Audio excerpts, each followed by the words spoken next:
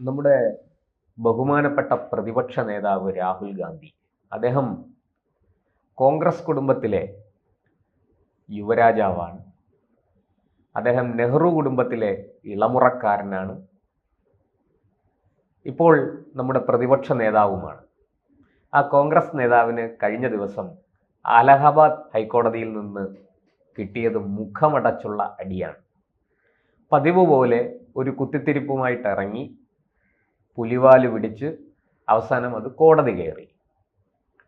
അത് വാരണാസിയിലെ MP-MLA കോടതിയിലാണ് ഒരു ഹർജി വന്നത് രാഹുലിനെതിരെ. ആ ഹർജി തള്ളണം എന്നാവശ്യപ്പെട്ട് രാഹുൽ അലഹബാദ് ഹൈക്കോടതിയെ സമീപിച്ചു. കോടതി പ്രഥമ ദൃഷ്ട്യ ആ ഹർജി നിലനിൽക്കുന്നതാണ് എന്ന് ചൂണ്ടിക്കാട്ടി രാഹുലിൻ്റെ ഹർജി തള്ളുകയായിരുന്നു. അതായത് MP-MLA കോടതിയിലെ തനിക്കെതിരായ കേസ് റദ്ദാക്കണം, അത് വിചാരണ ആരംഭിക്കരുത്, അതിന് സ്റ്റേ വേണം എന്നൊക്കെയാണ് രാഹുൽ ഗാന്ധി ആവശ്യപ്പെട്ടത്. ആ ആവശ്യത്തിനോട് മുഖം തിരിച്ച കോടതി രാഹുലിൻ്റെ ഹർജി, അലഹബാദ് ഹൈക്കോടതി രാഹുലിൻ്റെ ഹർജിയെ രണ്ടായി വലിച്ചു കീറി ചവറ്റുകൊട്ടയിലിട്ടു. ഇത് ആദ്യത്തേതൊന്നുമല്ല, നിരന്തരം സംഭവിച്ചുകൊണ്ടിരിക്കുകയാണ്. ഓരോ കേസിലും ഇതുപോലെ കീഴ്ക്കോടതിയിൽ നിന്ന് സുപ്രീം കോടതി വരെ പോവും, അടിയോടടി. അതെല്ലാം വാങ്ങിക്കൂട്ടി അവസാനം മാപ്പ് പറയും. ലേലു അല്ലു ലേലു അല്ലു ലേലു അല്ലു. ഇതാണ് ഈ നെഹ്റു കുടുംബത്തിൻ്റെ ഇളമുറ തമ്പുരാനെ ബാധിച്ചിരിക്കുന്ന രോഗം. ഇവിടെയും സ്ഥിതി വ്യത്യസ്തമല്ല. അദ്ദേഹം വിദേശത്ത് പോയി അമേരിക്കയിൽ നടന്ന ഒരു പരിപാടിയിൽ വെച്ച് അദ്ദേഹം പറഞ്ഞു, ഇന്ത്യയിലെ സിഖ് സമൂഹം സുരക്ഷിതരല്ല. പറയുന്നതാരാ? 1984 പ്രധാനമന്ത്രിയായിരുന്ന ഇന്ദിരാഗാന്ധിയെ 2 സിഖുകാർ കൊലപ്പെടുത്തിയതിനെ തുടർന്ന് ഡൽഹിയിലെമ്പാടും ആഞ്ഞടിച്ച സിഖ് വിരുദ്ധ കലാപം. ഏതാണ്ട് 3000-ലധികം സിഖുകാർ കൊല ചെയ്യപ്പെട്ടു. നിരവധി സിഖ് സ്ത്രീകൾ, വനിതകൾ അതിക്രൂരമായി ബലാത്സംഗം ചെയ്യപ്പെട്ടു. കൊച്ചു കുട്ടികളെ അടക്കം പെട്രോൾ ഒഴിച്ച് തീവച്ചു. ഇത് നടത്തിയ കോൺഗ്രസിൻ്റെ ഇന്നത്തെ അനിഷേധ്യനായ നേതാവ്, ആ ഇന്ദിരാഗാന്ധിയുടെ ചെറുമകൻ കൂടിയായ രാഹുൽ ഗാന്ധി പറയുകയാണ് ഇന്ത്യയിലെ സിഖ് സമൂഹം സുരക്ഷിതരല്ല എന്ന്. അന്നത്തെ ഡൽഹി സിഖ് വിരുദ്ധ കലാപത്തിൻ്റെ കേസുകൾ ഇപ്പോഴും അവസാനിച്ചിട്ടില്ല. കേസുകൾ ഇങ്ങനെ മുന്നോട്ട് പോവുകയാണ്. നിരവധി കോൺഗ്രസ് നേതാക്കൾ ശിക്ഷിക്കപ്പെട്ടു. ജഗദീഷ് ടൈറ്റ്ലർ അടക്കമുള്ളവർ ഇരുമ്പഴിക്കുള്ളിലായി. പിന്നീട് അവരൊക്കെ ജാമ്യത്തിൽ പുറത്തു വന്നു. കേസിന്റെ വിചാരണ നടക്കുന്നു. കീഴ്ക്കോടതി ശിക്ഷിച്ചു, അപ്പീലുമായിട്ട് മേൽക്കോടതിയിൽ പോയിരിക്കുന്നു. ഈ കേസ് തന്നെ റദ്ദ് ചെയ്യണമെന്നൊക്കെ പറഞ്ഞ് സുപ്രീം കോടതി വരെ. ഒന്ന് ആലോചിച്ച് നോക്കൂ, 1984 കഴിഞ്ഞിട്ട് എത്ര വർഷങ്ങളായി. ഈ കഴിഞ്ഞ 3 പതിറ്റാണ്ടിലധികമായിട്ട് നിരന്തരം നിയമയുദ്ധം നടക്കുകയാണ്. പക്ഷേ ആ കേസ് ഇതുവരെ അവസാനിച്ചിട്ടില്ല.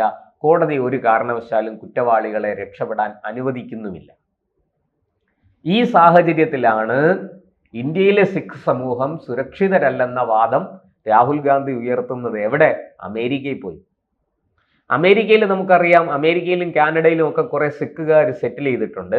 അത് സിഖ് ഫോർ ജസ്റ്റിസ് എന്ന് പറഞ്ഞൊരു സംഘടന അവർ രൂപീകരിച്ചിട്ടുണ്ട്. വളരെ കൃത്യമായിട്ട് ഖാലിസ്ഥാൻ വാദം, പ്രത്യേക രാഷ്ട്രം ആവശ്യപ്പെട്ട് ഇന്ത്യ വിരുദ്ധ നിലപാടെടുത്ത് മുന്നോട്ട് പോകുന്ന, അതിനുവേണ്ടി ഫണ്ട് ചെയ്യുന്ന ഒരു കൂട്ടം ആൾക്കാരാണ് അവർ. അവരെ പ്രീതിപ്പെടുത്താനാണോ രാഹുൽ ഇത് പറഞ്ഞത്? അതോ ഇന്ത്യയിൽ വീണ്ടും ഒരു സിഖുകാരെ സായുധ പോരാട്ടത്തിലേക്ക് ഇറക്കി, ഇന്ത്യ ഗവൺമെന്റിനെതിരായ ഒരു പോരാട്ടത്തിലേക്ക് ഇറക്കി സിഖ് തീവ്രവാദം വളർത്താനാണോ ഇത് പറഞ്ഞത്? അപ്പോൾ ഇത് വിദേശത്ത് പറഞ്ഞു, അതുകൊണ്ട് ഇത് ഇവിടെ കേസെടുക്കാൻ പറ്റില്ല, ഇതായിരുന്നു ആദ്യത്തെ വാദം. അങ്ങനെ വിദേശത്ത് പോയി ഇന്ത്യക്കാരെ കുറിച്ച്, ഇന്ത്യൻ പൗരന്മാരെ കുറിച്ച്, ഇന്ത്യയിലെ വിവിധ സമൂഹങ്ങളെക്കുറിച്ച്, സമുദായങ്ങളെക്കുറിച്ച് ഒക്കെ എന്ത് തോന്നിയവാസവും പറയാമെന്നാണോ രാഹുൽജി കരുതിയിരിക്കുന്നത്? എന്തായാലും വാരണാസിയിലെ MP-MLA കോടതിയിൽ ഒരു ആൾ കൊണ്ട് പരാതി കൊടുത്തു, ഹർജി കൊടുത്തു. അതിൻ്റെ നടപടിക്രമങ്ങളൊക്കെ പൂർത്തിയാക്കി രാഹുലിന് നോട്ടീസ് ചെന്നു. അപ്പോഴാണ് ഈ സംഭവത്തിൽ രാഹുലിനെ പ്രോസിക്യൂട്ട് ചെയ്യണം, ഇത് ഈ ഇന്ത്യ ഗവൺമെന്റിനെതിരായ ഒരു പ്രസ്താവനയാണ് എന്നൊക്കെ പറഞ്ഞാണ് അദ്ദേഹം കോടതിയെ സമീപിച്ചിരിക്കുന്നത്. അവസാനം രാഹുലിന് അപകടം മനസ്സിലായി. രാഹുലിന്റെ കൂട്ടുകാരും രാഹുലിന്റെ ഉപദേശകരും ഒക്കെ ചേർന്ന് അലഹബാദ് ഹൈക്കോടതിയെ സമീപിച്ചു.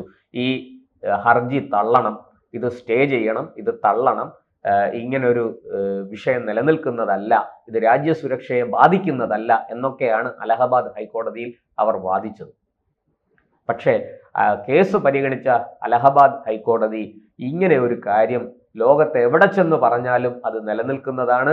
ഇന്ത്യയിൽ ഏതെങ്കിലും ഒരു സമൂഹം സുരക്ഷിതമല്ല എന്ന് പറയുമ്പോൾ ഇന്ത്യ ഗവൺമെന്റ് അവരോട് വിവേചനം കാണിക്കുകയാണ്, അവർക്ക് വേണ്ട സുരക്ഷ ഒരുക്കുന്നില്ല, അല്ലെങ്കിൽ അവരെ വേണ്ടത്ര പരിഗണിക്കുന്നില്ല എന്നൊക്കെയാണ് അതിൻ്റെ അർത്ഥം. തീർച്ചയായിട്ടും അത് അങ്ങനെ ഉണ്ടെങ്കിൽ അതിൻ്റെ തെളിവ് സഹിതം സമർപ്പിക്കണം, അല്ലാത്ത പക്ഷം അത് നിയമ നടപടി നേരിടേണ്ടി വരും എന്ന ഒരു വിലയിരുത്തലാണ് അലഹബാദ് ഹൈക്കോടതി നടത്തിയത്. രാഹുലിന്റെ ചീട്ട് കീറി എന്ന് പറഞ്ഞാൽ മതിയല്ലോ. നമുക്കറിയാം, പണ്ട് RSSനെതിരെ പറഞ്ഞു, അവസാനം അതിൽ മാപ്പ് പറഞ്ഞു. പിന്നീട് മാപ്പ് പറയണമെന്നാവശ്യപ്പെട്ടപ്പോൾ അന്ന് രാഹുൽ ഗാന്ധി പറഞ്ഞ മറുപടി, ഞാൻ മാപ്പ് പറയാൻ സവർക്കർ അല്ല, ഞാൻ ഗാന്ധിയാണ് എന്നാണ് പറഞ്ഞത്. ഏത് ഗാന്ധി? നോക്കൂ, സവർക്കർ എന്നുള്ള പേര് ഉച്ചരിക്കാനുള്ള യോഗ്യത പോലും രാഹുലിനില്ല. വിവിധ കോടതികൾ വിവിധ കാലങ്ങളിൽ പരിഗണിച്ച കേസുകളിലൊക്കെ, സവർക്കർ സംബന്ധിച്ച കേസുകളിലൊക്കെ കോടതികൾ രാഹുലിനോട് ചോദിച്ചു, നിങ്ങൾക്ക് ഈ സവർക്കറെ കുറിച്ച് എന്തറിയാം? അദ്ദേഹം ഇന്ത്യൻ സ്വാതന്ത്ര്യ സമരത്തിൽ വഹിച്ച പങ്ക് എന്താണെന്ന് നിങ്ങൾ പഠിച്ചിട്ടുണ്ടോ? അദ്ദേഹത്തെ അപമാനിക്കാൻ നിങ്ങൾക്ക് എങ്ങനെ ധൈര്യമുണ്ടായി? സവർക്കർ അനുഭവിച്ച ത്യാഗം, സവർക്കർ അനുഭവിച്ച വേദന എന്താണെന്ന് ഈ ആധുനിക ഇന്നത്തെ പുതുതലമുറ കോൺഗ്രസ്സുകാർക്കും അവരുടെ നേതാവായ താങ്കൾക്കും അറിയുമോ എന്നാണ് കോടതികൾ ചോദിച്ചത്. ഒരു കോടതി അല്ല ഇത് ചോദിച്ചത്. നമ്മൾ കോടതിയുടെ നടപടിക്രമങ്ങളിലേക്ക് കടക്കുകയാണെങ്കിൽ എല്ലാ കോടതികളും ഇക്കാര്യത്തിൽ രാഹുലിനെ കോളറി തൂക്കി കുടയുന്ന കാഴ്ചയാണ് നമ്മൾ കണ്ടത്. എന്നിട്ടും രാഹുൽ പറയുകയാണ്, മാപ്പ് പറയാൻ ഞാൻ സവർക്കർ അല്ല, ഗാന്ധിയാണെന്ന്. ഏത് ഗാന്ധി? എവിടത്തെ ഗാന്ധി? മഹാത്മാഗാന്ധിയുടെ കുടുംബവുമായിട്ട് ഇദ്ദേഹത്തിന് എന്തെങ്കിലും ബന്ധം, തൊട്ടാൽ തെറിച്ച ബന്ധമെങ്കിലും ഉണ്ടോ?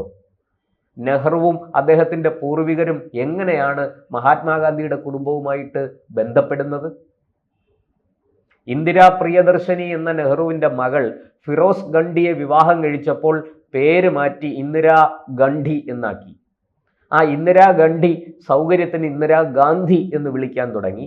അതിനെ തുടർന്ന് അത് രാജീവ് ഗണ്ഡിയും സഞ്ജയ് ഗണ്ഡിയും ആകേണ്ടത് രാജീവ് ഗാന്ധിയും സഞ്ജയ് ഗാന്ധിയും ആയി. അതിൻ്റെ ചുവട് പിടിച്ച് രാജീവിൻ്റെ വിധവ സോണിയ, അവരുടെ ഇറ്റാലിയൻ പേര് മറ്റൊന്നാണ്, ഇന്ത്യയിലേക്ക് വന്നപ്പോൾ അവർ സോണിയ എന്ന് പേരിട്ടു, അത് സോണിയ ഗാന്ധിയായി. അതുപോലെ സഞ്ജയിൻ്റെ ഭാര്യ മനേക ഗാന്ധിയായി. ഇവരുടെയൊക്കെ മക്കള് ഗാന്ധി എന്ന ആ വാല് പേരിനൊപ്പം ചേർത്ത് മുന്നോട്ട് പോവുകയാണ്. രാഹുൽ ഗാന്ധി, പ്രിയങ്ക ഗാന്ധി, വരുൺ ഗാന്ധി എന്നൊക്കെ. ഇതാണ് ഈ നെഹ്റു കുടുംബത്തിൻ്റെ ഗാന്ധി ചരിത്രം. ഇതാ, അങ്ങനെയുള്ള രാഹുൽ ഗാന്ധിയാണ് ഇന്ത്യയിലെ സിഖ് സമൂഹം സുരക്ഷിതരല്ല എന്ന് പറയുന്നത്. ഏത്? ഈ പറഞ്ഞ 84-ലെ കലാപത്തിന് ചുക്കാൻ പിടിച്ച കോൺഗ്രസിൻ്റെ ഇളം തലമുറക്കാരൻ. അന്ന് ഈ സിഖ് കലാപം കൊടുമ്പിരിക്കൊണ്ടപ്പോൾ ഇത് എത്രയും പെട്ടെന്ന് അവസാനിപ്പിക്കണമെന്ന് പറഞ്ഞ് ആദ്യം രംഗത്ത് വന്നത് അന്ന് പ്രതിപക്ഷത്തിൻ്റെ ഭാഗമായിരുന്ന BJPയുടെ നേതാവ് AB വാജ്പേയിയാണ്. വാജ്പേയി രാജീവ് ഗാന്ധിയോട് എത്രയും പെട്ടെന്ന് ഇതിൽ ആക്ഷൻ എടുക്കണം എന്നാവശ്യപ്പെട്ടു. അന്ന് രാജീവിൻ്റെ മറുപടി വൻമരം വീഴുമ്പോൾ ഭൂമി കുലുങ്ങും എന്നായിരുന്നു. എന്നു മാത്രമല്ല, ചെറിയ പുൽനാമ്പുകളൊക്കെ ആ മരത്തിനടിയിൽപ്പെട്ട് ചതഞ്ഞു പോകും, അത് സ്വാഭാവികമാണ് എന്നാണ് അന്ന് രാജീവ് ഗാന്ധി പ്രതികരിച്ചത്. ആ രാജീവ് ഗാന്ധിയുടെ മകനായ രാഹുൽ ഗാന്ധിയാണ് ഇന്ന് പറയുന്നത് ഇന്ത്യയിലെ സിഖ് സമൂഹം സുരക്ഷിതരല്ല. 2014 മുമ്പ് അവർക്ക് ഒരു അരക്ഷിതാവസ്ഥയും ഇല്ലായിരുന്നു. 2014 ശേഷമാണ് സിഖ് സമൂഹം അരക്ഷിതരായത്. അത് സിഖ് സമൂഹം മാത്രമല്ല, രാഹുലിന്റെ ദൃഷ്ടിയിൽ മറ്റൊരുപാട് പേർ അരക്ഷിതരാണ്. അഴിമതി നടത്തി ഭൂമിയിലും ആകാശത്തും പാതാളത്തിലും വെള്ളത്തിലും ഒക്കെ അഴിമതി നടത്തിയ കൂട്ടർ ഇന്ന് സുരക്ഷിതരല്ല, അരക്ഷിതരാണ്. അവർക്കെതിരായ നിയമ നടപടികൾ പുരോഗമിക്കുന്നു. എന്ത് കുതന്ത്രം ഉപയോഗിച്ചും അതിൽ നിന്ന് രക്ഷപ്പെടാൻ അവർ കോടതികളിൽ നിന്ന് കോടതികളിലേക്ക് ഓടിക്കൊണ്ടിരിക്കുന്നു. തത്ഫലമായിട്ട് കേസുകൾ കുറച്ച് വൈകിപ്പിക്കാം എന്നേ ഉള്ളൂ. പക്ഷേ ആ കേസുകളിൽ നിന്ന്, അതിൻ്റെ വിചാരണ നടപടികളിൽ നിന്ന് നിങ്ങൾക്ക് രക്ഷപ്പെടാൻ കഴിയില്ല. അത് മരണത്തിലൂടെ മാത്രമേ രക്ഷപ്പെടാൻ കഴിയുള്ളൂ. കാലം കുറെ ചെല്ലുമ്പോൾ, ഇതിങ്ങനെ നീട്ടി കൊണ്ടുപോയി കാലം ചെല്ലുമ്പോൾ വയസ്സായി കാലയവനിയയ്ക്കുള്ളിൽ മറയും. അങ്ങനെ മാത്രമേ നിങ്ങൾക്ക് കേസുകളിൽ നിന്ന് രക്ഷപ്പെടാൻ സാധിക്കുകയുള്ളൂ. അല്ലാതെ നിങ്ങൾക്ക് നിയമത്തിൻ്റെ പിടിയിൽ നിന്ന് രക്ഷപ്പെടാൻ സാധിക്കില്ല. അഴിമതി നടത്തിയ എല്ലാവരുടെയും കഥ അങ്ങനെ തന്നെ ആയി തീരണം എന്നാണ് പൊതുവെ ലോകം വിലയിരുത്തുന്നത്. മനുഷ്യർ ആവശ്യപ്പെടുന്നതും അങ്ങനെ തന്നെ. എന്തായാലും ഇവിടെ ഇപ്പോൾ അലഹബാദ് ഹൈക്കോടതി നല്ല കൊട്ടാണ് കൊടുത്തിരിക്കുന്നത്. രാഹുൽ എന്തായാലും കൂടുതൽ ഇനി ആലോചിച്ച് വാക്കുകൾ പറയട്ടെ. ഞാൻ നെഹ്റു കുടുംബത്തിൻ്റെ ഇളം തലമുറക്കാരനാണ്, കോൺഗ്രസിൻ്റെ യുവരാജാവാണ്, പ്രതിപക്ഷ നേതാവാണ് എന്നൊന്നും പറഞ്ഞിട്ട് കാര്യമില്ല. നിയമം എല്ലാവർക്കും ഒരുപോലെയാണ്. ഭരണഘടനയ്ക്ക് മുന്നിൽ എല്ലാവരും തുല്യരാണ്. എന്ത് തോന്നിയവാസവും വിളിച്ചു പറയാനുള്ളതല്ല ഇന്ത്യൻ ജനാധിപത്യം. അതിന് അതിൻ്റെതായ ഒരു മഹത്വമുണ്ട്. ആ മഹത്വം പ്രതിപക്ഷ നേതാവായിട്ടിരിക്കുന്നയാൾ തീർച്ചയായിട്ടും തിരിച്ചറിയണം. ആ കസേരയിൽ ഇരുന്ന് ആ കസേരയ്ക്ക് യോജിക്കാത്ത, ആ പദവിക്ക് യോജിക്കാത്ത വിധത്തിൽ, അതിൻ്റെ അഭിമാനം അന്തസ്സ് കെടുത്തുന്ന വിധത്തിൽ ദയവായിട്ട് പെരുമാറരുതേ എന്നുകൂടി അങ്ങയോട് അപേക്ഷിക്കാനുണ്ട്.